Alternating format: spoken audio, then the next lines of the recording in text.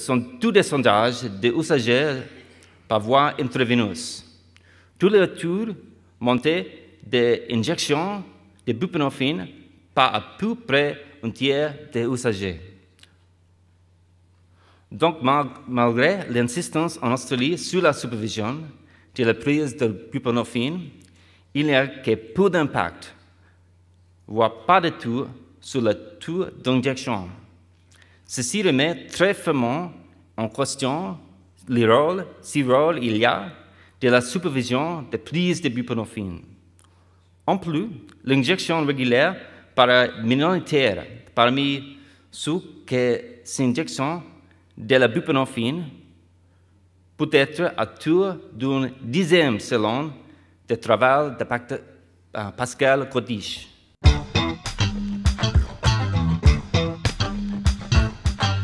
Alors, quelle est la définition caractéristique du groupe de cible dans la santé mentale publique? C'est une population de l'Est.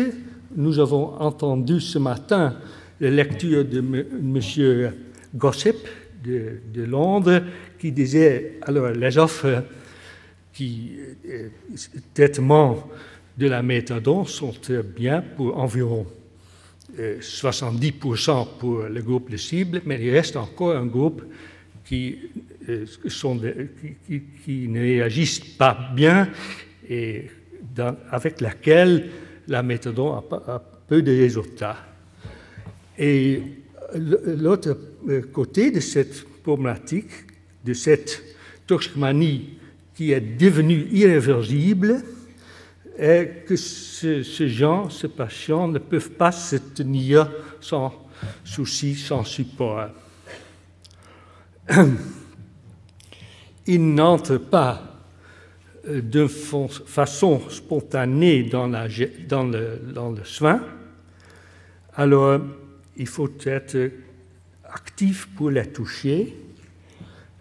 Le trouble mental est la cause du malfonctionnement social et le trouble mental, c'est seulement partiellement curable. Le principe du soin pour ces patients est une combinaison, un ensemble de traitements et de soutien. Et le support dans le domaine de l'hébergement, le soutien dans le domaine d'argent et le soutien dans le domaine de la dépense de l'activité du jour. Alors, la réaction effective doit avoir tous ces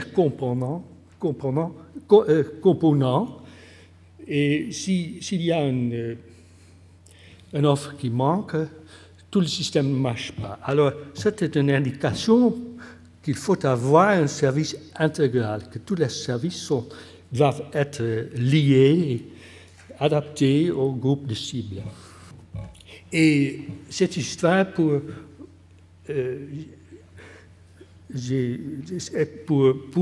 faire comprendre que le traitement avec l'héroïne est une modalité ajoutée. Alors, l'expérience est que la méthadone et la buprenorphine sont des modalités qui touchent environ 70% de la population, mais ça veut dire qu'il y en sont 30% encore des gens qui ne réagissent pas sur le traitement.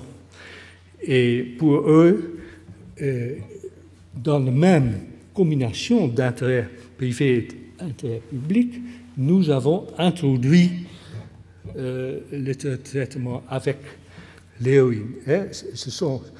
Le groupe de cible, ce sont des poor performers.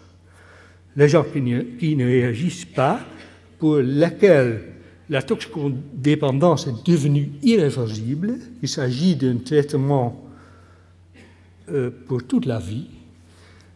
Dans les programmes de l'héroïne, dans mon expérience, il y en sont des gens qui quittent avec un épistage qui ne prennent plus des drogues, mais c'est une minorité, environ 5% de la population. Pour la majorité, cette toxicodépendance est irréversible, c'est un traitement pour toute leur vie. Alors, il s'agit de 600 patients. Un cas ont une amélioration durable. La définition d'un résultat était très stricte. Ils doivent être améliorés dans tous les terrains de fonctionnement qui étaient avant le traitement mauvais. Et prévu est dans l'année prochaine, l'héroïne peut être prescrite normalement comme traitement au cas sévère. Alors, les patients qui ne répondent pas au traitement de premier choix, ça veut dire la méthadone ou la buprenorphine, par des services licenciés, environ 10 en Hollande. C'est une situation qui existe déjà en Suisse.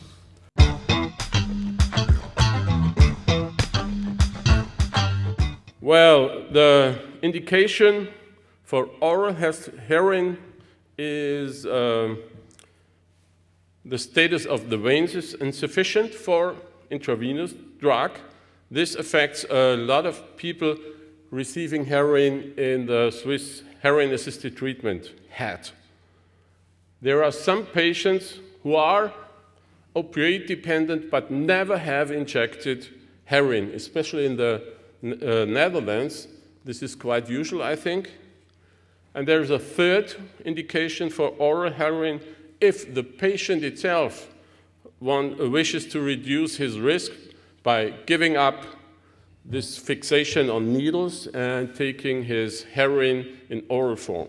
In 2003, that a study was put into scene because one of a very pharmacist, an official pharmacist, was very opposite to heroin-assisted treatment as in general, and he wanted to get those guys by showing that they did illegal things when prescribing heroin tablets, because tablets were not approved formally. Our estimates compares two groups on an intention to treat basis, and the two groups are those with exclusively receiving tablets and tablets in combination with some other kind and form of opioids.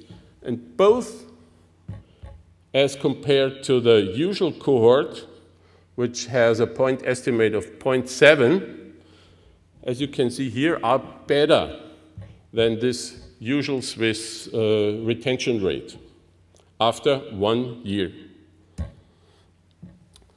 Dosages of opioids were a secondary study endpoint. Sorry.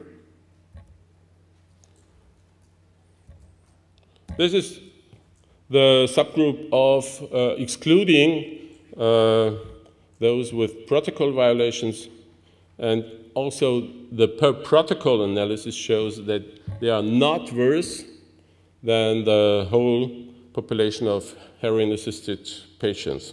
And if we restrict this to those patients in the oral DAM cohort, you can see two effects. The first is people are more stable in the treatment condition. They do not fall out of treatment in general. Both rates, the treatment failure and the positive termination, are smaller. But the ratio between positive and negative outcome, if you want to call it by this word, is nearly the same as for the whole study population. There are both people with a treatment failure and with a positive termination after oral prescription. But